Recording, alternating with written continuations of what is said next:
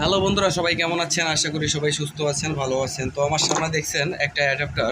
তো এই অ্যাডাপ্টার দিয়ে কীভাবে মিনি ঝালাই মেশিন তৈরি করতে হয় সেইটি আপনাদের সামনে বিস্তারিত দেখাবো প্র্যাকটিক্যালে। কীভাবে মিনি ঝালাই মেশিন তৈরি করবেন।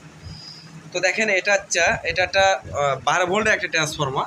তো এটা সম্পূর্ণ একটা 12 ভোল্টের ট্রান্সফর্মার। এখানে 12 নাম্বার তার দিয়ে, এখানে 20 নাম্বার তার দিয়ে সেকেন্ডারি প্রাইমারিটা ওয়াইন্ডিং করা আছে। তো এটা একটা আইপিএস ট্রান্সফর্মার, এটা স্কোয়ারের আইপিএস ট্রান্সফর্মার।